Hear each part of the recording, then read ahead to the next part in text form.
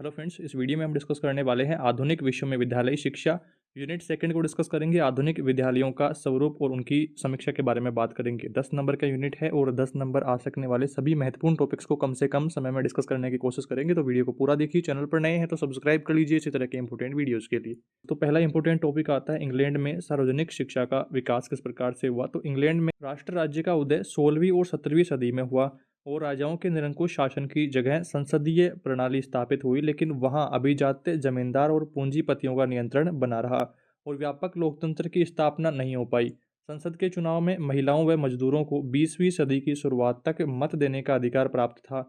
इन्हीं परिस्थितियों के बीच इंग्लैंड की आधुनिक शिक्षा की शुरुआत हुई। इसके बाद में हम बात करते हैं अभिजात्य वर्ग के लिए निजी शालाओं के बारे में। निजी शालाओं के बारे में कुछ बिंदु आपको ध्यान रखने हैं, जिनमें महत्वपूर्ण बिंदु देखिए। 18वीं सदी में इंग्लैंड में कोई सरकारी विद्यालय नहीं था, ना ही कोई सार्वजनिक शिक्षा प्रणाली थी। इस समय अभिजात्य वर्ग के लड़के प्रारंभिक शिक्षा के लिए प्रिपरेटरी स्कूलों में जाते थे।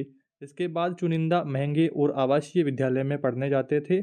यह व्यवस्था आज भी बनी हुई है। मध्यम वर्ग के बच्चे ग्रामर विद्यालयों में जाते थे, जो निजी विद्यालय में मगर निःशुल्क शिक्षा दी जाती थी। तो ये कुछ बिंदु यहाँ पर निजी शालाओं के बारे में ध्यान रखने हैं। इसके बाद में हम बात करते हैं मध्यम वर्ग के लिए ग्रामर शालाओं के बारे में। ग्रामर शालाएं क्या होती है, उन सब के बारे में कुछ कुछ बिंदु यहाँ पर डिस्कस करेंगे। देखिए, ग्रामर विद्यालयों की शुरुआत 16वीं सदी में हुई। उस समय उच्च शिक्षा का आशय ग्रीक और लैटिन भाषा और उसके साहित्य का अध्ययन करना था। उस समय जब ग्रामर स्कूल, ग्रामर शालाएं आई, तब शिक्षा का यहाँ पर मतलब क्या था? ग्रीक और लैटिन भाषा में अध्ययन करना, उनके साहित्य का अध्ययन करना।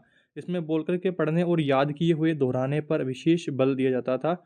याद किए हुए को दोहराने पर और बोल करके पढ़ने पर। इस तरह से यह पढ़ने की तैयारी करवाने का तरीका या पढ़ाई रटंत पद्धति से होती थी।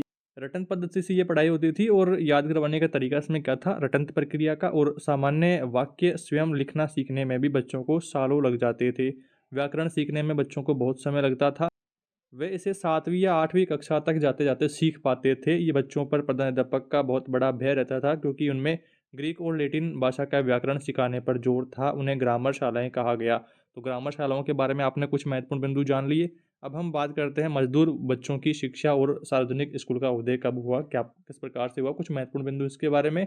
18वीं सदी में औद्योगिकरण के फलस्वरूप शहरों में मज़दूरों की बसावट तेज़ी से बढ़ने लगी। लोग बेहद असामान्य परिस्थितियों में रहते थे। इससे उनमें विरोध और विद्रोह की भावना भी उभरने लगी और मजदूर वर्ग के लोग क्रांतिकारी विचारों से प्रभावित होने लगे। इंग्लैंड का मध्यम वर्ग इन बातों से बहुत चिंतित हुआ। इन परिस्थितियों में 1781 ईस्वी में रॉबर्ट राइक्स नामक व्यक्ति ने ग्लोसेस्टर नामक शहर में मजदूर बच्चों के लिए रविवार विद्यालयों की व्यवस्था की। ये रविवार को लगती थी, क्योंकि ईसाई धर्म के अनुसार रविवार को काम करना मना था। स्कूल में बाइबल की सहायता से पढ़ना सिखाया जाता था। बाद में इनमें लड़कियां भी जाने लगी। पहले सिर्फ लड़कों के लिए था, पर बाद में लड़कियों ने भी इसको ज्वाइन कर लिया। अब हम बात करते हैं चर्चशालाओं के बारे में। चर्चशालाओं में देखिए, 1811 में राजकीय चर्च के अंतर्गत हर चर्च की यजमानी में एक शाला खोली गई। इसे चर्चशाला कहा जाता था। इसमें बाइबल और सरकारी तौर पर मान्य ईसाई धर्म की बातें, पढ़ना लिखना और गणित और सदाचार सिखाया जाता था। चूंकि इनका संचालन चर्च द्वारा होता था, इसलिए स्कूल पर होने वाला खर्च स्थानीय चर्च के संसाधनों के अनुरूप होता था। 1833 में सरकार ने चर्च द्वारा संचालित विद्यालयों को भवन निर्माण और मरम्मत आदि के लिए अनुदान देना शुरू कर दिया। इसके बाद में अब हम बात करते हैं जर्मनी में शिक्षा व्यवस्था का प्रारूप के बारे में। काफ़ी विचार विमर्श के बाद जर्मन शासन ने एक जटिल शिक्षा प्रणाली विकसित की। प्रारंभिक शिक्षा तो सभी के लिए सामान्य थी, मगर उसके बाद में एक समूह है, उसके बारे में मान्यता यह थी कि एक अकादमिक रूप में कमजोर है को 4 साल के लिए व्यावसायिक शिक्षा दी जाती थी, जिसे अकादमिक रूप में अधिक सक्षम माना गया। उसके लिए विज्ञान आदि आधुनिक विषय या फिर साहित्य के लिए अलग अलग विषयों की व्यवस्था हुई। बच्चे के 10 साल के होने पर अभिभावकों को यह बताना पड़ता था कि अपने बच्चे को किस तरह की शिक्षा देना चाहते थे, लेकिन बच्चों को किस दिशा में आगे बढ़ना है, इसका अंतिम निर्णय स्कूल के अधिकारियों का ही था। अभी वर्तमान समय में आप देखते हैं कि बच्चे किस दिशा में आगे बढ़ेगा, इसका निर्णय या तो खुद बच्चे का होता है या फिर अभिभावकों का होता है, उसके पेरेंट्स का होता है। बट यहाँ पर क्या था कि स्कूल के अधिकारी डिसाइड करते थे कि किस दिशा में बच्चे को भेजना है। शासन यह तय करता था कि देश में अब कितने मजदूर चाहिए, तो फिर मजदूरी वाली पढ़ाई पढ़ाएंगे। कितने वैज्ञानिक या फिर इंजीनियर या अफसर चाहिए, तो उसके अनुसार बच्चों की आगे की शिक्षा की व्यवस्था होती थी। तो शासन के अंडर में आता था सारा काम। इसके बाद में अब हम बात करते हैं जर्मनी की वर्तमान शिक्षा व्यवस्था के बारे में। इसमें देखिए, जर्मनी की वर्तमान शिक्षा व्यवस्था का दायित्व प्रमुख रूप से प्रांतीय शासन का रहता है। सभी बच्चों के लिए शासन की ओर से पूर्व प्राथमिक शिक्षा की व्यवस्था है, लेकिन यह सबके लिए अनिवार्य नहीं है। 6 साल से 17 साल की आयु तक सबको अनिवार्य शिक्षा के लिए स्कूल जाना पड़ता है। प्रथम चरण में सारे बच्चे एक साथ प्राथमिक शाला में 6 से 10 साल की उम्र तक पढ़ते हैं। माध्यमिक शालाएँ मुख्यतः 3 तरह की होती है। पहली शाला देखिए, सामान्य अकादमिक शिक्षा वाले स्कूल, जहाँ पर बच्चों को कठिन अकादमिक परीक्षा के लिए तैयार करते हैं। इस परीक्षा से उत्तीर्ण होकर के ही कोई विश्वविद्यालयों में प्रवेश पा सकता है और वहाँ से उच्च प्रबंधकीय नौकरियाँ पा सकता है। पहली शाला हो गई, इसके बाद में बात करते हैं दूसरी शाला की। दूसरी शाला ऐसे बच्चों के लिए है जिन्हें मध्यम वर्गीय नौकरियों के लिए तैयार किया जाता है। इसमें सामान्य विषयों के साथ-साथ मध्यम वर्गीय व्यवसायों से संबंधित शिक्षा भी दी जाती है। तीसरी शाला की बात करते हैं। वे शालाएँ जो औद्योगिक काम के लिए बच्चों को तैयार करती है, इसमें पाठ्यक्रम व्यवसाय केंद्रित होते हैं। दूसरे और तीसरे प्रकार के विद्यालयों में 10वीं कक्षा की परीक्षा में उत्तीर्ण होकर के नवयुवक एक विशेष व्यवस्था में शामिल होते हैं। इसे व्यावसायिक प्रशिक्षु व्यवस्था कहते हैं। अगर प्रश्न आता है व्यावसायिक प्रशिक्षु व्यवस्था किसे कहते हैं, तो आपको ध्यान रखना है दूसरे और तीसरे प्रकार के जो विद्यालय होते हैं, दूसरे प्रकार के हमने देखा कि जिनमें मध्यम वर्गीय नौकरियों के लिए तैयार करते हैं उसको, और साथ-साथ मध्यम वर्गीय व्यवसाय से संबंधित उनको शिक्षा देते हैं। और तीसरी शाला क्या थी कि औद्योगिक काम के लिए उनका पाठ्यक्रम व्यवसायिक केंद्रित होता है। तो ये जो विद्यालय थे, इनमें एक विशेष व्यवस्था शामिल करके व्यावसायिक शिक्षु यहाँ पर प्रशिक्षु माना जाता था। तो इस तरह से आप व्यवस्था को ध्यान रखेंगे। इसके बाद में बात करते हैं धार्मिक शिक्षा की। जर्मनी में संविधान में एक नागरिक को किसी भी धर्म को मानने या न मानने की स्वतंत्रता दी गई है और यह भी कहा गया है कि राज्य किसी भी विशेष धर्म के प्रति रुझान नहीं रखेगा। फिर भी राजकीय विद्यालयों में सभी स्तरों पर पूर्ण धार्मिक शिक्षा की व्यवस्था है। अभिभावकों को यह अधिकार है कि वे तय करें कि अपने बच्चों को विद्यालय में धार्मिक शिक्षा देना चाहते हैं या नहीं, और अगर देना चाहते हैं तो किस धर्म की शिक्षा देना चाहते हैं, तो यह अधिकार अभिभावकों को था। इस तरह से धार्मिक शिक्षा के बारे में ध्यान रखना है। इसके बाद में बात करते हैं बोर्डिंग स्कूल की। बोर्डिंग स्कूल में देखिए, आदिवासियों को जो शिक्षा उस समय दी जा रही थी, उनमें से लगभग 80% बच्चे उस समय बोर्डिंग स्कूल में पढ़ रहे थे।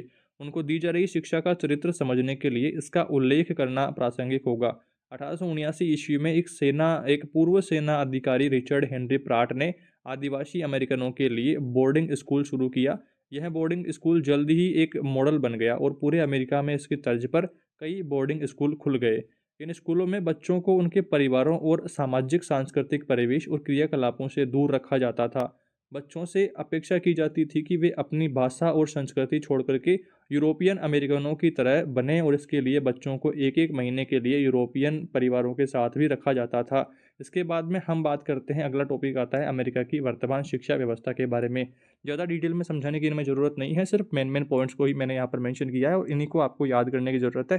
थोड़ा-थोड़ा बिंदु आप याद कर लेना, फिर अपने मन से इनके अंदर जोड़ के लिख देना आप आराम से, पेपर आपका क्लियर हो जाएगा। इसके बाद में बात करते हैं देखिए अमेरिका की वर्तमान शिक्षा व्यवस्था की। इसमें देखिए अमेरिका के स्कूल स्थानीय समुदाय द्वारा संचालित किए जाते हैं और हर क्षेत्र की एक जिला शिक्षा समिति होती है, जिसके पास में स्कूल संचालन के व्यापक अधिकार होते हैं। स्कूल में क्या पढ़ाया जाएगा व कैसे पढ़ाया जाएगा, यही समिति तय करती है। इसके संचालन का खर्च स्थानीय समुदाय से कर लेकर के तथा राज्य और केंद्र सरकार के अनुदान से जुटाया जाता है। इस कारण अमीर वर्ग के क्षेत्रों के स्कूलों में ज़्यादा सुविधा उत्पन्न होती है, क्योंकि उनको स्थानीय समुदाय से ज़्यादा अनुदान मिलता है। एक क्षेत्रों के सभी बच्चे, चाहे उनकी आर्थिक स्थिति और सामाजिक स्थिति अलग-अलग ही क्यों ना हो, एक ही स्कूल में पढ़ते हैं। ज़्यादातर बच्चे, लगभग 90% इन स्कूलों में पढ़ते हैं। निजी स्कूल बहुत महंगे होते हैं। कुछ बेहद संपन्न लोग ही उनका खर्च वहन कर पाते हैं। सभी बच्चे उच्चतर माध्यमिक स्तर तक एक सी शिक्षा पाते हैं। वर्तमान में अमेरिका के लगभग 85% बच्चे उच्चतर माध्यमिक स्तर तक की शिक्षा पाते हैं। लगभग 75% बच्चे आगे की पढ़ाई के लिए कॉलेज में प्रवेश पाते हैं। तो इस तरह से कुछ आंकड़े आपको ध्यान रखने हैं। इसके बाद में बात करते हैं इलिच की डी स्कूलिंग व्यवस्था के बारे में। इलिच की डी स्कूलिंग व्यवस्था का महत्वपूर्ण प्रश्न यहाँ पर रहता है इस टॉपिक में, इस यूनिट में आपके, तो ज़रूर से आपको ध्यान रखना है।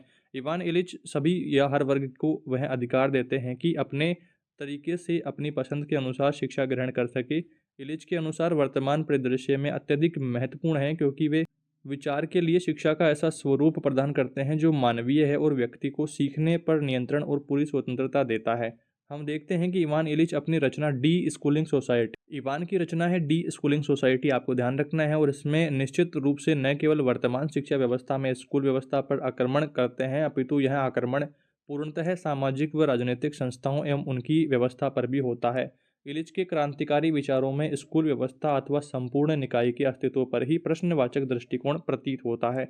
इलिच बिना किसी लाग लपेट के स्कूल के अस्तित्व पर स्कूल क्यों है इसके ऊपर सवाल उठाते हैं और इसे भंग करो, अर्थात संपूर्ण रूप से स्कूलिंग निकाय के उन्मूलन का ही विचार रखते हैं। इलिच के इस निकाय के प्रस्तावों पर कई शिक्षा शास्त्रियों ने अपने विचार व्यक्त किए, जिनमें रोनाल्ड ग्रोस, आर्थर पर्ल तथा नील पोस्टमैन आदि प्रमुख हैं। इनका ध्यान रखना है। और इवान इलिच अपनी रचना डी स्कूलिंग सोसाइटी में वैकल्पिक स्वरूप में बालक के ज्ञान प्राप्ति के आधारभूत ताने बाने में अवसर जाल अवसर नेटवर्क विकल्प के तौर पर प्रस्तुत करते हैं। इस तरह से आपको ये कुछ महत्वपूर्ण बिंदु सेकेंड यूनिट में ध्यान रखने हैं।